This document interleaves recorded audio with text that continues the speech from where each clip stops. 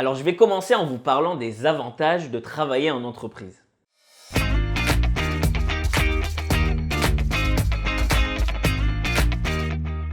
Peut-être que je me répète, mais sachez que vous avez bien choisi. Car s'il existe un indicateur qui compare le temps de formation et le salaire obtenu, alors je crois qu'on ne peut pas faire mieux. Devenir développeur web, c'est rapide et en plus ça permet de bien gagner sa vie. Le top.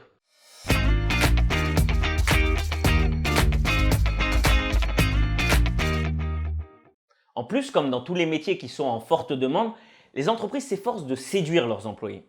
On voit beaucoup d'entreprises qui investissent dans des beaux locaux, avec billard, ping-pong, uniquement pour que leurs employés se sentent bien.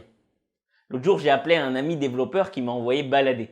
Attends, je te rappelle, je suis en pleine partie de baby-foot. Maintenant, il était 15 h, c'était un mardi.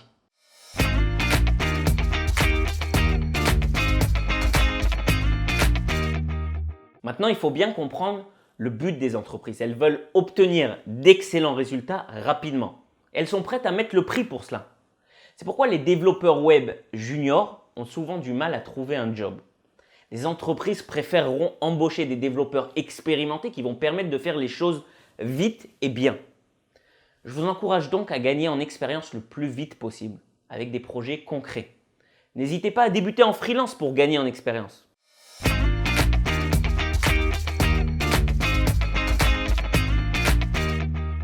Maintenant, c'est quasi impossible de devenir un expert dans tous les domaines, de maîtriser toutes les technologies, tous les frameworks. Alors, quelle est la solution? C'est de se spécialiser. Donc, une fois que vous connaissez les bases du développement web, il vaudra mieux gagner en expérience dans un domaine précis et de le maîtriser plutôt que de couvrir plein de choses, mais à moitié. Optez pour des technologies ou des frameworks en demande sur le marché du travail.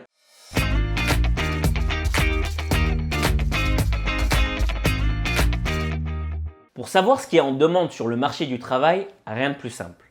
Consultez les sites d'emploi. J'ai mis quelques liens dans la description de cette vidéo. Si vous lisez les descriptions des postes à pourvoir, vous allez voir plusieurs mots-clés de technologie, de framework qui reviennent tout le temps. Faites une liste de ces mots-clés, ensuite recherchez les jobs par mots-clés. Repérez les mots-clés qui donnent le plus de résultats. Ce sont ces technologies, ces frameworks dans lesquels vous devez vous spécialiser.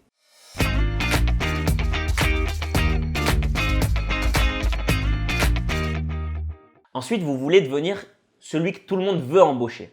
Alors comment faire ça?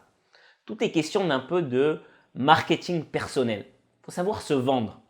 Par exemple, une technique qui est très efficace, c'est le fait d'avoir un site web perso. Ça fait pro, ça fait classe et ça va vous booster auprès des recruteurs. Vous obtiendrez à coup sûr plein d'entretiens assez rapidement parce que ça donne envie.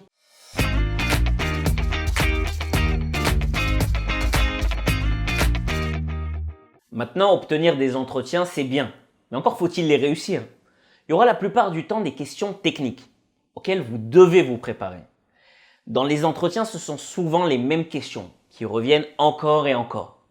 Donc si vous postulez pour un job dans lequel on vous demande des compétences en X, Y et Z, allez chercher sur Google les questions posées aux entretiens sur X, Y et Z et bossez-les bien comme il faut.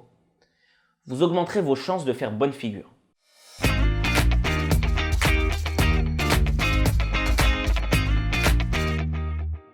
Alors encore une chose dont je voulais parler avec vous. Ça ne correspond pas à la majorité, mais de plus en plus de développeurs web travaillent de la maison ou font carrément le tour du monde tout en étant employés pour une entreprise. Si c'est le genre de job qui vous intéresse, alors vous avez deux options. Soit vous trouvez une entreprise qui accepte ça. Il y a même des sites spécialisés pour trouver ce genre d'entreprise. Je vous ai mis quelques liens dans la description. Soit vous vous débrouillez pour que vos employeurs vous le permettent. Si vous êtes un bon employé et que vous avez réussi à vous rendre indispensable dans votre entreprise, alors ça sera plus facile de négocier avec vos patrons. Si se montrent réticents face à votre demande, n'hésitez pas à sortir les crocs, ça aide. Je parle en connaissance de cause. Lorsque j'étais employé, j'ai réussi à obtenir le travail de la maison uniquement lorsque j'ai dit « c'est ou ça ou je m'en vais ». Voilà donc, j'espère vous avoir éclairé un peu plus sur le fait de devenir développeur web en entreprise.